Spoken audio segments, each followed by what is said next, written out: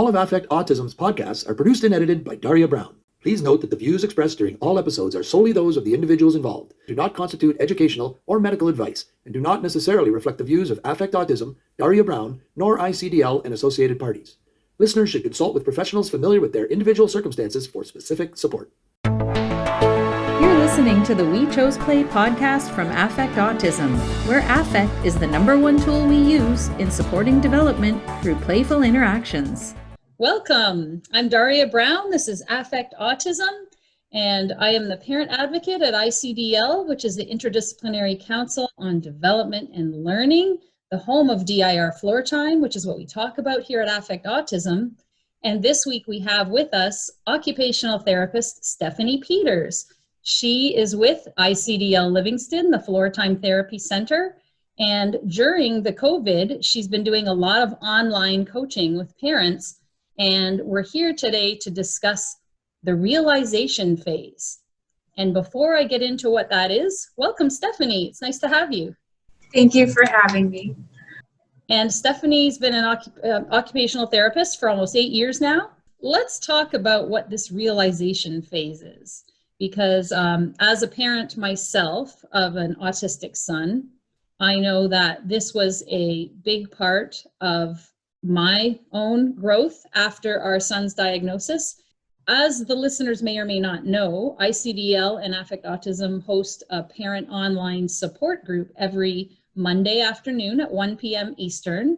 And it's really picked up since COVID, and parents are coming on and we support each other. We discuss what we're going through, challenges, victories, and a lot of the themes that come up are around this realization phase.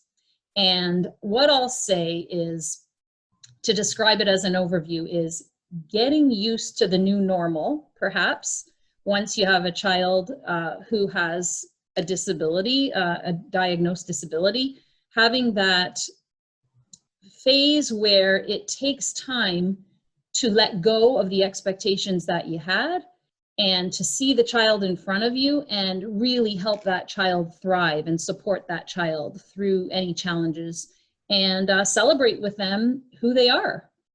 And so I notice, and I'm sure you too, Stephanie, seeing many clients, parents are at different places when it comes to that. And I will say, and I've said before on the podcast many times, it probably took me a good 4 years to get out of that let's fix the problem phase to this is my beautiful son. I want to love him for who he is and help him thrive. And that's why I went in and trained with ICDL. And Stephanie and I both hold our advanced certificates in Floortime. So I think I'll let you maybe give a little bit of an overview of how you see the realization phase in some of your clients. I think it's kind of interesting to hear you talk about the realization phase in the context of parents who are new to Floortime and how different of it's a very big paradigm shift from a lot of the things that we've been taught or told on how to interact and engage with our kiddos. But as you're talking, I'm finding that it really is hitting home with me too, as someone who's been an OT for 8 years and known about Floortime for most of my OT career, that the realization phase is kind of always happening. I think that even as someone with a fair amount of experience under my belt, I'm constantly having to stop and check myself and really wonder if I'm reacting or if I'm understanding what's the origin of what I'm seeing, and if my behavior is because of how I think things should be, or if I'm in the moment and responding with what's happening with the kiddo and not more of my own agenda. And I think that's one of the practices that I love about working with ICDL, is that we really espouse to have a reflective process, a reflective practice where we make time to collaborate with our other colleagues to sit down and really think about what's happening. Why is this happening? And what am I bringing to the table with my backpack of past experiences that's influencing my reaction? And is there any wiggle room to tweak it or change it? Or what would happen if I let go of my need to have things look a certain way? So even though this comes up a lot with new parents or parents new to Floortime, I think it's a lifelong journey of just building that self-awareness and comfort with doing things a little different, because our kiddos really challenge us to empathize and think differently than maybe as a neurotypical person I'm used to living in the world. Yeah, you described it so well. And I think one of the big challenges that comes up when we're consulting with parents is that most parents have been told, put your child in ABA, which is applied behavior analysis. And it's a very behavioral therapy that has specific goals, and it's very much adult-led. Whereas Floortime is on the other end of the spectrum, and we're very much client-based. So we are looking at the child, and instead of having the child comply with some goal that we have for them, we are trying to facilitate the developmental process, which will help the child intrinsically come to that developmental stage that we're aiming to get to in a more natural way that development unfolds, and that happens as part of the human process of development, versus having some memorized responses or being able to perform and look like a neurotypical child. And so that's a big difference. And what we see is a lot of parents coming in saying, my child isn't speaking yet, my child isn't toilet trained yet, my child can't feed him or herself, my child doesn't want to eat what I give to them. And all of these things that just sort of flow naturally, and maybe not with neurotypical children, tend to be delayed or look different in neurodiverse children. And so some of the parents are sort of stuck in that, I need to get this child ready for school by the time they're 5, or I need to make sure they know how to read. And this has especially come up because during this COVID period, of course, all of the schools and other places are trying to do online learning. And a lot of us have found that our autistic children and children with neurodiversities are not really too interested in sitting in front of the computer in an online learning, and really don't have the focus to learn in the same way that a neurotypical child might. And so that is the challenge that's presented to us, and that realization phase is trying to bring the parents on that journey. Do you want to speak a little bit to that? There's so much to what you just said. What's coming up for me is the idea that you can, within the DIRFloortime framework, you can understand the developmental capacities your child is in, and know if they're in symbolic thinking, or they're really working on shared problem solving, or the crux of where they're at is at that self-regulation phase. And you can know that and support it. And you might even really have a good grasp of their individual differences if they're sitting in front of a screen for learning during distance learning, and you understand that maybe the lights have to be dimmer and the ambient noise has to be softer, and we can support their individual differences so that we can hope to make them as successful as possible, but it's still not clicking.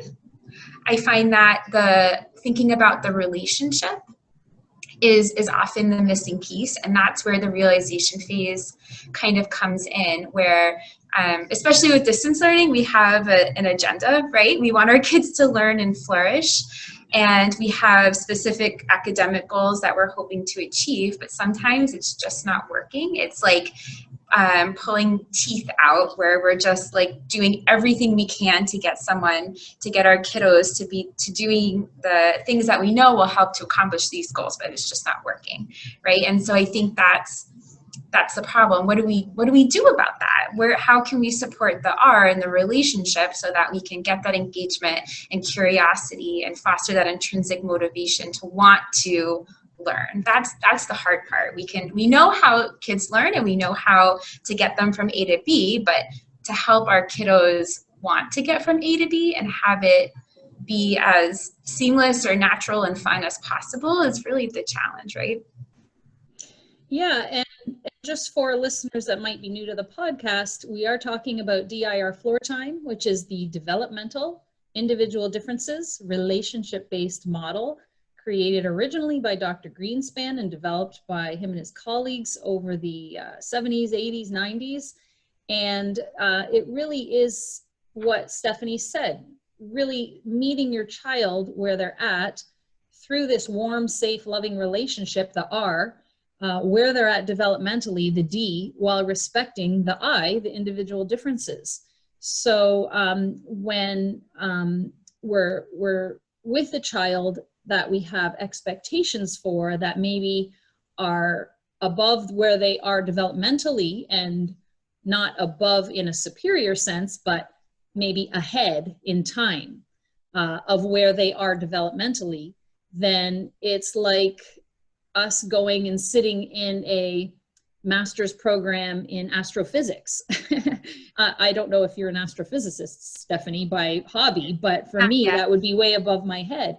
And of course, that's a trite example, but if we're expecting things out of our child, because my son is 11 years old, if I expect 11-year-old type capacities from him, but really his developmental age may be more like 5 or 6, then it's going to put a dent in that relationship, because we're always here where the child is still here, and that child is always going to feel like I'm not measuring up.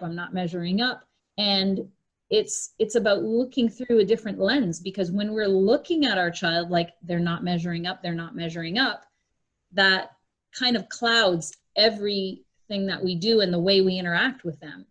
Mm-hmm.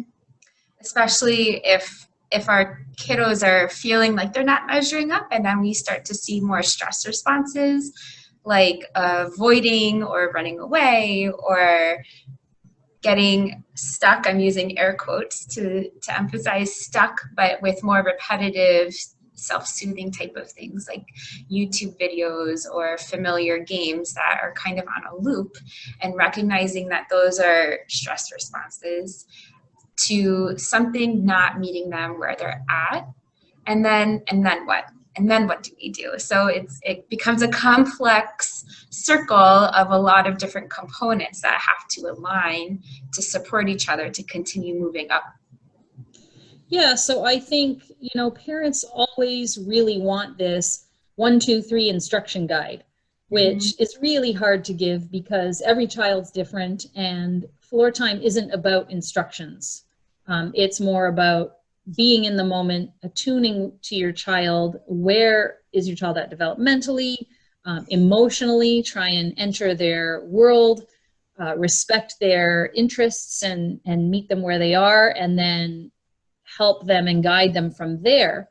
But I mean, it's hard when the children do have extreme behaviors, and then it becomes this power struggle loop, like you were talking about, where we're expecting too much, they feel pressured, they get anxious, and they'll go to whatever helps regulate them. And for some kids, what might come across as self-destructive behavior, like headbanging or things like that, is not necessarily voluntary. I was horrified one day when I moved to the town that we live in now, and I went into a toy store with my son, and the person who worked there said, "Oh, is your son autistic? I can tell. I work at the school board with autistic kids." And I said, "Oh yeah, what's it like here?" And, what are the schools like? I think it was the beginning of the summer. And my child was still preschool age. Oh, yeah, it's fine. And somehow we got talking, and she mentioned about an autistic child being suicidal. And right away, my red flags went off, and I'm thinking, what is she talking about? And she said, oh, well, he'll just bang his head against the floor over and over. It took 4 or 5 of us to hold him down. And I was just like, oh, no. That is not a child who is suicidal. That's a child who's overwhelmed. And as Dr. Stuart Shanker, who does the self-reg, talks about, that's a stress response. It's not a voluntary response. So if our children are really under stress, maybe they will do things that even they don't necessarily want to do. And yes, it probably does hurt them to bang their head. And yes, they'll feel that pain, but they are not in control at that moment because they're so dysregulated. Mm-hmm. One of the biggest parts in my OT journey, or my Floortime journey, with the ongoing realization phase is what to do when I see a stress response. Because I think when I started OT, I started working with, or in collaboration with, ABA programs in the schools that I was at. And I think that a message I internalized was, if you see a behavior, don't respond to it. Or if you see a behavior, redirect it so that it's back on track. So a lot of my realization phase has been not shutting down when I see a behavior, not turning away when I see a behavior, and instead really leaning into it and taking the time to explore why it's happening, what's going on, and how can I join it, which is like total opposite of anything I'd ever been taught before coming to start my Floortime journey. It's always been this, my idea is what we need to be doing. We need to get back to doing my idea because we have to work on these goals. So I have so many examples of times where I've experienced a stress response and I kind of dig my heels in, and it's like, nope, we're doing this idea, it's my idea, and come back. And if there's a big response of aggression, it's, I'm going to wait him out, and he or she cannot learn that if you react like that, you can get your way, which is my first response based on my life experience. And with reflective practice with my colleagues here, I'm able to say, hold on a minute, this doesn't feel right. Watching a kiddo have a total meltdown for 20 minutes while I wait for them to collect themselves so that they learn to be flexible isn't working, and it feels awful. It feels awful for me, it feels awful for the parents, it feels awful for this little child who's constantly trying to navigate a very confusing and complicated world. In response, I've learned to honor what the behavior is telling me. And by making that connection, it does this magical, wonderful thing where the relationship just blows up and blossoms and becomes this warm, cozy place where now we're talking, we're having a connection, and we're able to problem solve through what's happening based on me saying, oh wait, something's not right. You're telling me something's not right. I shouldn't do this. And all of a sudden, a kiddo will look at me and start nodding their head, and then we can continue moving on. And from that moment of connection, we're able to build the flexibility that I was aiming for in the first place, where if we have trust and I'm understanding why this is so important, then we can start little by little trying to build some, well, what if we do it a little bit this way? And it doesn't become a trigger because I'm an adult who's being trusted to have someone's best interests at heart on an intrinsic level. And then we can have all of those social referencing moments and all of those back and forth to try to create a balance. And all of a sudden, eventually, the things that were the catalyst for these big explosions aren't happening anymore, because we've started at this place of safety, and then we've been allowed to look around from this little bubble that we keep ourselves in to experience the world more fully. It sounds a little abstract, but it's the coolest experience. Yeah, and I mean, that's the one quote that a lot of people take from Dr. Greenspan and this DIR model, is there's no greater need than to be understood. And I don't think that's isolated to Dr. Greenspan. We hear it, from a lot of different places, especially across developmental psychology.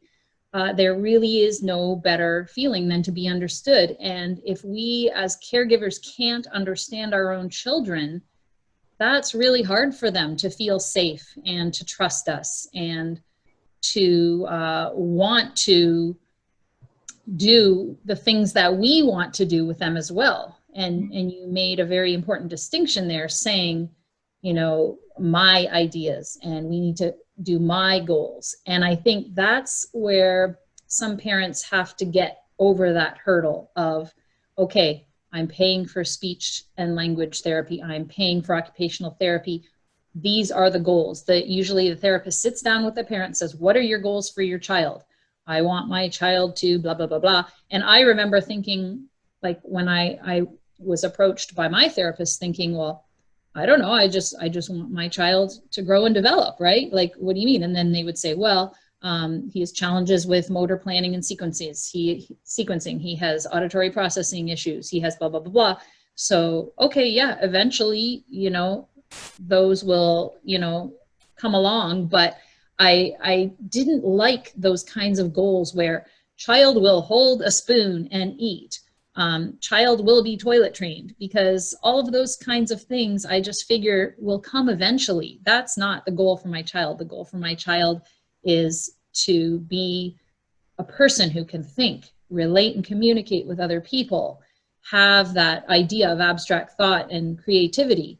And how is forcing him to hold a spoon, and by the way, he's 11 and he still eats with his fingers, that to me wasn't so important. And I've even read on some of the self-advocates on Twitter post things, and I've seen a few times it mentioned, like, that's why we like to eat with our fingers. Like, we have sensory differences, and who are you to tell us that we shouldn't, kind of thing. And of course, there's going to be people out there that say, no, culturally and socially, if I go to a restaurant, it's rude if my child's eating with their fingers. But we're talking in general, every day at home, being with your child, letting them feel safe, picking your battles, so to speak. What is it that you want for your child? Do you want a child who can comply with all the rules and do all of the online academic stuff that the school is doing? And some parents will say, yes, that's what I want. And if that's the case, you still have a realization phase, because your child isn't there yet. And in order to get there, they will have to progress through the early social emotional capacities. And DIRFloortime outlines those so nicely, of these phases of human development that everybody goes through, neurotypical or not. It just looks different in neurodiverse people. And I think that's a hard challenge for some parents, but I think what you said is important. You said my instincts. It didn't feel right to watch the child tantrum and not acknowledge them, because then they'll learn. In that moment, they're not learning anything. They're just in red brain, and it's their stress response. So one thing that I heard you say in the last week was that it's nice when we realize that our parenting, or in your case, you're a therapist, instincts align with science.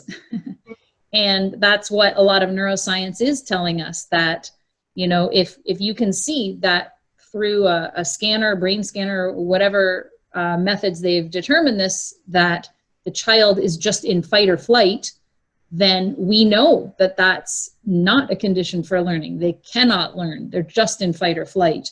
And I think when a lot of people just really sit back and let their instincts take hold, they'll realize what feels right. And what feels right is to have a good relationship with your child and to have fun together. Mm-hmm. It's so powerful and so true. And when we're avoiding acknowledging a negative behavior that we don't want to see, it not only doesn't feel good, it doesn't work, because of that exact reason. If we're and as an adult, I can relate to this as well. If I'm in a fight or flight mode, I'm not receptive or open to any type of instruction or someone telling me to calm down and relax. It just doesn't work. It kind of makes me angrier, actually. But once I have someone who takes a moment to slow down and understand me, it diffuses the situation. I have an immediate sense of being supported and being cared for and being safe. And from there, I'm able to use my executive functioning to help collaborate and problem solve. For me, I think as a neurotypical person, I'm able to show my frustration in a very relatable way. I think the challenge that comes with the realization phase is how to connect and understand and do all of those same type of empathy components when we're seeing something that is really hard to connect with. And that makes it hard to foster and build a relationship where, like, kid, I'd love to connect with you over this YouTube video. I'm just sick of watching YouTube and I really don't get it, actually. And that makes it really challenging. Like, can you just calm down so we can work on this obstacle course? Because I don't really feel like watching YouTube and I don't really get it. And so we have two different agendas, right? Me telling you to calm down, it's not that big of a deal, let's move forward. And someone else telling me, this is too much, I'm in a stress response, I can't follow anything you're saying and I need to do something so I can get back to the green zone and feel safe. And like the world is predictable, when so much of the time I have a very hard time keeping up with what's going on. So part of my realization phase is recognizing when that's happening and being okay with stepping away from my idea so that we can support somebody in getting out of fight or flight mode, and not only letting them do that thing that will be successful in getting them out of fight or flight mode, but finding a way to join in on it. And I think that's really hard for the realization phase, is how do I join in with something that doesn't really mean a lot to me? I had a parent say to me once, oh, I like doing RDI better, relational development intervention or something. It's another developmental intervention than Floortime, because in Floortime, you're supposed to just follow the child's lead. And guess what? I'm just sick of chasing that ball all the time. Right. And RDI, although it is developmental, it does have agendas and goals that you're completing with your child. And I thought, you know, what a misunderstanding of what it means to follow the child's lead. But let's talk about that for a minute, because in a couple of ways. So one way is, you mentioned YouTube videos. So I think that's a great example, because whether it's YouTube videos or video games or a favorite TV show or whatever it is, a lot of autistic children like screen time. And why is that? Because it's easier, it's predictable. Sometimes, you know, looking at people's faces in real life, there's so many variables. If they have different sensory differences, it's just a lot easier to look at a screen, and it's something they enjoy. But I also heard you say, and this was something that I learned this week from you, was that the child may also be using that to regulate. And that's what I never really thought of before, because a lot of parents say, I want to limit my child's screen time, but anytime I try and take the iPad away, they have a meltdown. And even when I say, you know, only 30 minutes and okay, 5 more minutes, and then still when I take it away, there's a meltdown. So I think there's maybe 3 topics we could go, 3 topics we could go to from here. So one, what about when, how to recognize as a parent that whatever demands we've put on them is too much and they're using that to regulate. And then we could go into cognitive load. And then another path is, my child plays too much. I'm going to let them have this much time, and then we have to take it away. And maybe using, some parents even using a punishment reward. Like if you do this, then you get X minutes with your iPad. And if you're good, like it's essentially saying, if you're a good boy, you get to play with your iPad. If you're bad, I take it away from you, kind of thing. And then what was the third thing I was going to say? something, about following the lead. So then joining them in that activity, what in the world does that look like, and how is that Floortime, Stephanie? I'll Well, try I and hope keep you have those another in. 5 hours for your Yeah, podcast. yeah. I always think of the quest for safety, Dr. Porges's work, where that's kind of the foundation influencing all of our behaviors. We want to feel safe, and if we don't feel safe, nothing else really functional or productive is going to come. I don't want my kiddos to be watching YouTube all the time. That's not my goal for them. And my goal for my kiddos is not to let them have their way all the time.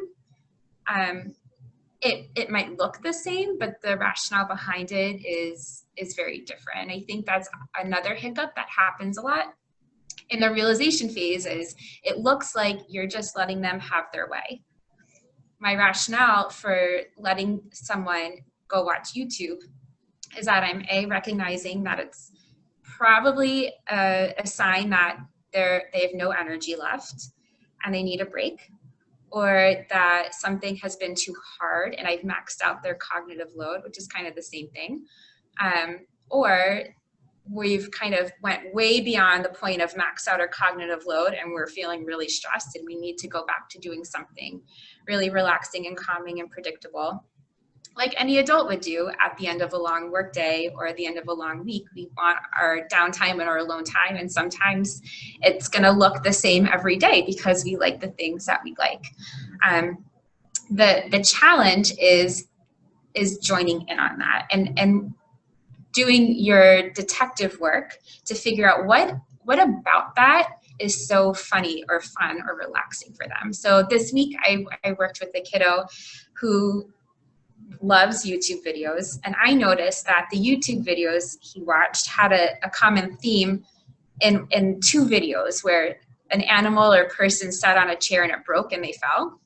And I noticed his face light up in that moment, and I realized that's what he thought was funny about it, and he doesn't have a terrible amount of language to use to be able to tell me that, but because I was present and I joined in with him, that was something I picked up on, and we were able to practice that. And all of a sudden we're able to practice that throughout the session when we're not doing the YouTube video, and we're expanding that theme. So that's, I think, So what do you mean by practice that?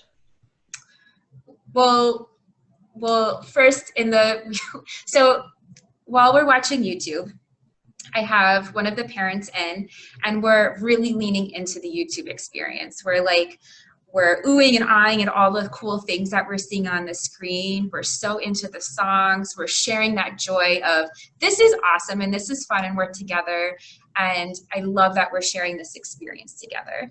We also know that this kiddo in particular really loves deep pressure. So while they're watching the YouTube videos, we're doing lots of joint compressions and squishes and squeezes. And then we'll take a second and pause and hold out our hands to see if they want more. And we'll get a hand reached over for more squishes. And then all of a sudden we see this ooey gooey posture relaxation. We've really capitalized all of the benefits that we're getting out of this YouTube video, where all of a sudden it's not just I'm alone in my world and nothing else exists, but I'm enjoying this thing that's pleasurable to me, and I have mom right next to me who's sharing it with me. And from that connection and that sense of engagement and that sense of trust, where we're not going to turn it off, we're not going to try and change it, we're not going to try to pause it, we're not going to prevent you from filling your body up with feeling safe and relaxed, then we can pick up on those things that kiddo thought was funny. And while it happens on the screen, we're acting it out next to him. And all of a sudden we get this like little curious smile of, I saw what you did. That was really funny. Once we notice that we've really relaxed with the YouTube videos, or we're kind of getting antsy, like we don't know what to do next. A lot of our kiddos have a hard time coming up with an idea of what to do next, which is why sometimes we see, well, I don't know what to do next, I'll just keep doing this. We can start enticing away. I really want to play with you. Come play with me. And we have this history of spending 10 minutes, 15 minutes building the relationship and the connection. So when it's time to entice away, we can often be successful. Or even better, I heard yesterday, no play. which is fantastic because that's telling me in words, not a meltdown, exactly what he wants, where that's never something that was verbalized before. And now throughout, while we're playing, sometimes we'll fall down and crash on a mat, and it's really funny and silly. So we've expanded upon something that initially was only present in this YouTube world, but now we've made it into a real life experience where we can ask for it and crash down together and get all of that sensory input. So I see it as a way to connect, feel safe, and then the ability to expand is really limitless depending upon how creative you are and the people you can ask for help, and it's pretty cool. Yeah, I mean, I can relate to that because my son just laughs his head off at any kind of slapstick. Right. Since he was so young, anything he sees, so we can then enact that in real life. And it just so happens that Dada is quite clumsy. So a lot of times he walks around the house, he whacks his foot into something, he's like, ow! And right away my son bursts out laughing. And it's like, it's not funny that Dada got hurt, but it is funny. So we made a game of it at bedtime. Dada says goodnight and then walks away, but it's dark and he can't see. We say, oh, Dada, be careful, be careful. And then Dada's like, ow, oh. And then of course he laughs his head off. Maybe that's not the best thing to do at bedtime when we're trying to settle because it gets him going. But just the example is like when you saw that reaction of the child when they watched that funny part, then taking that into real life and making it into an interaction. And I think the main point that you're trying to get across is that if we don't get in, and Dr. Gordon Neufeld, who's a developmental psychologist that I love and I've taken a bunch of his courses, he always says, collect before you direct. And I think other people say similar type phrases, but if you don't get in there and form that connection with the child first and get that gleam in the eye, as Dr. Greenspan called it, then why would they even want to play with you or crash into a mat when they're just looking at this? But when you collect first, and then I don't want to say collect before you direct. He might be talking about other things, like if you're trying to get your child to put on their shoes and stuff, you want to say, oh, what are you doing? Great.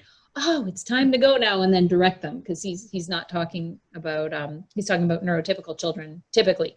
But in our case, getting that connection first before we can get the child's engagement, and then getting into some kind of back and forth interactions, which is what's going to get the social brain online and really helping fuel that development where the child can communicate what's happening inside of them and can express their ideas with us.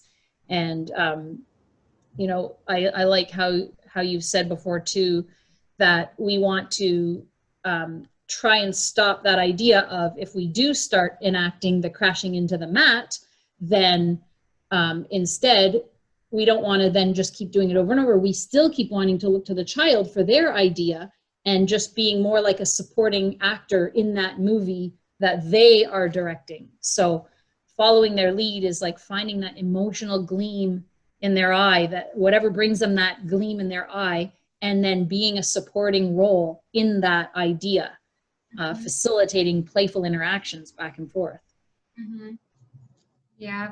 My boss says that all the time, and it's such a great way of thinking about how do I follow their lead. And it's not I do whatever they want, but I start with understanding why do they want to do what they're doing, and how can I expand on it, and how can I make it rich with my affect in the relationship, help support making new ideas to expand this one idea.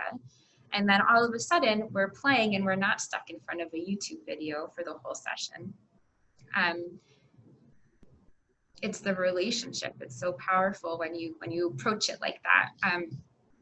One of the other things my boss will tell me is like, so what? So what if the obstacle course has to be the same every time? Like, well, he has to learn to be flexible and to change things up and to do it differently. But like, so what? We can do that in so many different ways. And if it's going to result in a huge meltdown when you try to change it, find a different way of doing it. Lean into it has to be this way, connect over it. And once you have that relationship, then you can little by little try to shift it. So what if your kiddo loves YouTube or wants to eat with their hands? yes, ultimately we'd love them to be able to do it differently, but so what? Have you tried to lean into it? What happens when you've joined them in with it? What happens to the relationship? What do you notice? Do you notice that their body relaxes? Do you notice that they're able to let you in? Do you notice that they trust you a little bit more? And once you have that connection and you have that mutual respect, then maybe something else will come of it. But I think we get really focused on things having to look a certain way when we don't really understand why they need it that way. We expect our kiddos to understand why we want it a certain way without offering that same courtesy back. Yeah, I think that's the key point. So if we try and summarize for parents everything we've talked about today, I mean, it's really hard because it's not something that is really an instructional piece you can give to parents and that they can go do. You sort of have to figure it out for yourself with your own child. But I'd say the key is relationship, like you mentioned, just always being there and really seeing who your child is and what they're doing in front of you, and really accepting them, accepting exactly what's in front of you. If what's in front of you is a child who is doing repetitive, what people call STEM behaviors, and they are stressed when you come in the room because you're making demands on them, recognize that first. That's the first step. Recognize when I come to my child to ask something, I get a stress response. Maybe that's because I've put a lot of demands on them. So take those demands back. Try and just see your child for who they are. What are they doing? Join in with them. Try and get a fun interaction going where you're doing something that they like. And if they want to do it the same way every time, that's okay, because eventually you'll change one little thing, and then that one little thing will develop into something else, and you'll be surprised when they start coming up with different ideas of ways to do things. And they'll go through repetitive phases where they need to do something over and over again. And then boom, all of a sudden, this happened numerous times with my son. All of a sudden, he's not doing that anymore. He's doing something else. There must have been a purpose for what my child was doing. There's a reason why they're doing it. Always accepting that there's a reason and looking for the why behind their behavior. But what, just one last point about, and this is an impossible question to answer, but what about the parents that say, all of that's nice, but they need to do this? How do you answer that as a therapist when you know that the child has to go through these developmental capacities before that goal can be met? And we don't know how long it's going to take, because every child takes a different amount of time to develop. I would encourage them to reach out for parent coaching, because it's so hard to do this stuff alone. Even as an adult with experience who's taken the courses and who has friends that know the model and we can talk about it, the support is so important, because every situation really benefits from fleshing it out and having a different perspective and challenging those beliefs that you've fostered and have been told are universally true and relevant. Our goals for your kiddos are to achieve all of those important milestones. We see it through this lens where it's built on developmental achievements, where we kind of start with this one thing, and then through a dynamic process that focuses on a rich relationship and respecting the things that are different about others, we'll get there. But it is really hard to do alone. I benefit from reflective practice. I call it process. Reflective practice, it's a process. And I think anyone new to the model would as well. You know, there's lots of resources online at icdl.com/parents. Look at my website, affectautism.com. There's the parent online support group. If you go under events every week, we meet at 1 o'clock. You can listen to different podcasts I've done with lots of DIR expert training leaders. These people have been clinicians for years and seen children make this developmental progress. I've seen it in my own son. We've talked about a lot of this in other podcasts. I'll put links to all of those at the blog post, so I hope you'll check it out. And Stephanie, I can't thank you enough for sharing your time. today, and hopefully people found it very helpful and will give us some feedback or questions if they have any. Perfect. Thank you so much for having me today. This is super exciting and very fun. Until next time, here's to choosing play and experiencing joy every day.